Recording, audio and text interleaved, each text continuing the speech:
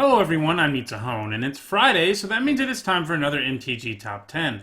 The last several weeks I've been doing my usual research-heavy videos, and I have more of those planned in the coming weeks, but I do think it is fun to sometimes break those up with a top 10 that is based not on research, but on my own opinion about cards. I've done this a few times before, having looked at what I think are the worst planeswalkers and worst sorceries in Magic. Today I'm going to give you my picks for the 10 worst Mythic rares in Magic. Mythic rares are a relatively new thing in Magic, introduced in 2008 after the game had already existed for 15 years. The quality of cards at this rarity are pretty hit or miss. Some of Magic's most powerful cards have been printed at this rarity, but there are also some really quirky and unplayable cards printed at this rarity. And this has resulted in a large number of Mythic rares being pretty bad, despite how hard it is to get one in your booster pack. These are the Mythics that you really don't want to open. They aren't even really playable in Limited, and most of them need some very specific niche EDH deck to even be playable. Let's get started with number 10. At number 10, I have Ring of Three Wishes. Tutor effects are usually good in EDH at least, right? Right, but this is a pretty bad tutor. To get your first card, you have to pay a total of 10 mana. That's pretty steep, especially in a world where you have access to dozens of other, better tutors. Yes, this is one of only a few that can tutor more than once, but the amount of mana you have to dump into it is pretty extreme. The only place I could see playing this is in EDH, where you have a colorless commander and thus have zero access to other tutors. So maybe you're playing Karn the Silver Golem or something like that, where you can also make it into a creature, which is pretty fun. But that's a very specific niche. Other than that, I don't really see the point in playing it, even in EDH. At number 9, we have another artifact, Lux Cannon. It has some powerful words on it, namely the words destroy target permanent, so that's pretty nice, right? Yeah, usually, but sort of like Ring of Three Wishes, this just takes too long to get rolling. It at least doesn't ask for a mana investment, but you basically have to wait 4 turns every time you destroy a permanent, because you have to build up the charge counters on the cannon and then use the cannon a separate time to remove those counters. Your opponent can even just sort of play around it, not playing their best permanent until you spend the charge counters one time, then using the turns where you desperately try to build it up again to smash you in the face with whatever they played. I know people will be all up in the comments about how Lux Cannon can be good in an EDH deck that cares about counters, and I guess that's true. But that's a pretty specific corner case, and even then, you could probably be doing something way better with your Atraxa or Voral decks.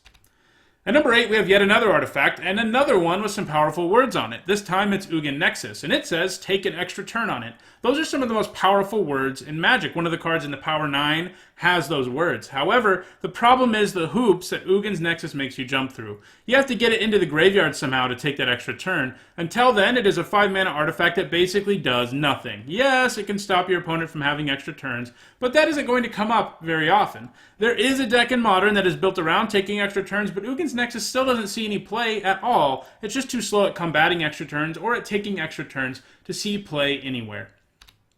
At number 7, we finally break our string of artifacts with Malignus. The best thing about this card is the art for sure. I think it has some really great art.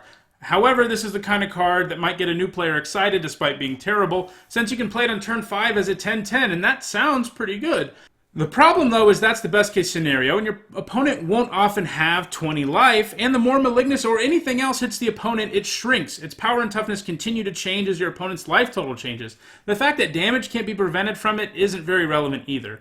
It does get a little bit better in EDH, where there's a higher starting life total and more players who are going to have higher life totals, but it still suffers from the same problems. It basically gets worse as the game goes on. You don't really want to play this guy in any format, and if you are, you should probably rethink it.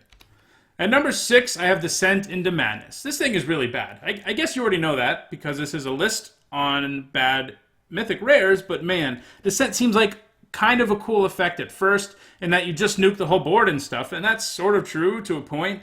Eventually, you will have to sacrifice your Descent into Madness, though, and then it will all be over. This makes it a super slow reset button of sorts, but if your opponents just have more permanents than you when the whole thing starts, they're going to come out ahead, and you're going to look really bad. Playing this in EDH would be kind of hilarious just for all the mayhem it causes, but you don't play this actually expecting to help you win the game with it. You really have to have descended into madness if you're playing this awful Mythic rare.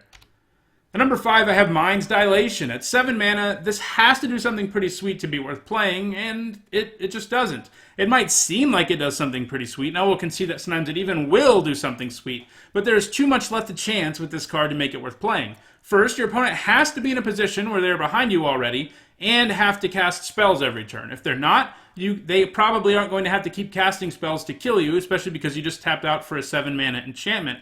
Second, you have to hit non-land cards off the top of their library to actually get to play them for free. Most decks are about 40% land, so you're going to whiff with Mind's Dilation about 40% of the time. It doesn't even let you play a land if that's what you exiled. Basically, this is a 7-mana enchantment that can frequently result in very little advantage for you. It does get better the bigger your EDH table gets since it works on every turn, but still, there are better big blue splashy spells to play than this thing. Alright, the cards we've looked at so far are pretty bad, but there are at least some strange places where you might play some of those cards. But the top 4 on this list are cards that I can't even imagine playing in the quirkiest of EDH decks. At number 4, I have Lich's Mirror. It is a good illustration of why Mythics are bad sometimes. I guess all the cards on this are, but the Mirror is especially because it does something fairly unique. It keeps you from losing the game and lets you reset your life total. There aren't a ton of cards that do that in Magic, and there aren't any that do it in the same way that Lich's Mirror does it. Wizards likes putting unique and interesting cards at Mythic, and that's what this is, but that doesn't mean it's good. It's bad, very bad. You get to reload your hand at least, but you lose everything else you had in play, while your opponent is still in the same position they were in when they dropped you to 0 life and your Lich's Mirror triggered the turn before. It's going to be pretty hard to catch up to your opponent after you do that, even with 20 new life. Has anyone ever actually managed to win the game because of the Mirror? I would be surprised if so. Let me know in the comments if you have. At number 3, I have Hellcarver Demon, which has some similarities to Lich's Mirror. Both have a really cool design that feels like a Mythic rare, both basically reset your board, and both are terrible. Hellcarver Demon gives you a 6-mana 6/6 with flying, which should be pretty nice. Problem is, as soon as it hits your opponent, you nuke your entire board. In exchange, the demon is kind enough to let you exile the top 6 cards of your library and cast any of them for free.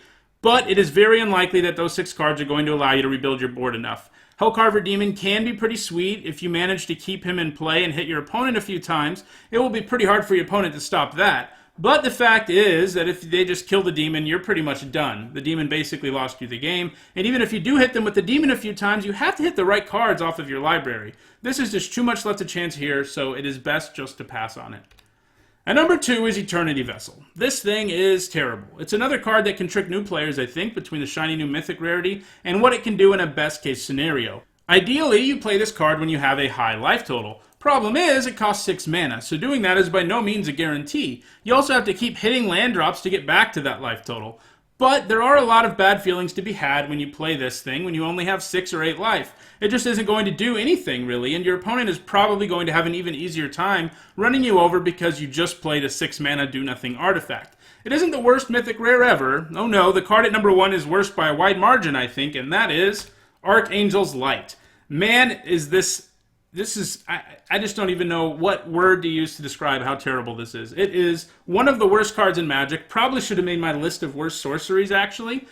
And it's definitely the worst Mythic rare, because it is terrible. 8 mana must do something awesome, right? Well, not this time. Unlike a lot of cards on this list, too, I think this one is instantly recognizable as a terrible card, and it doesn't even really do anything cool. It doesn't even really deserve to be a Mythic. Sure, you gain some life and get your graveyard back into your library, but you aren't going to gain that much in most circumstances, and shuffling your graveyard into your library is rarely relevant. Even if there was a legit mill deck in some format these days, 8 mana would be way too slow to combat it. I'm not really sure why they cranked the mana cost so high up on this thing. I think it could have been as low as 4 or 5 and actually been worth considering as a sideboard card against aggro and burn decks, but instead it costs 8 mana and it's the worst Mythic rare of all time. Well, that does it for this week's MTG Top 10. Next week I will be back with more traditional MTG Top 10s, looking at the best cards in Magic's history with a particular keyword. If you enjoyed this video, don't forget to hit the like button. If you think I was too harsh on any of the cards on this list, let me know in the comments. Let me know if you think I left out some terrible Mythics too. There are a lot of them. Also, if you want to catch future MTG Top 10s, don't forget to subscribe. My Top 10s are sponsored by 5colorcombo.com, and you can head over to their store and use my discount code NEETSAHONE5 for a 5% discount. Thanks for watching.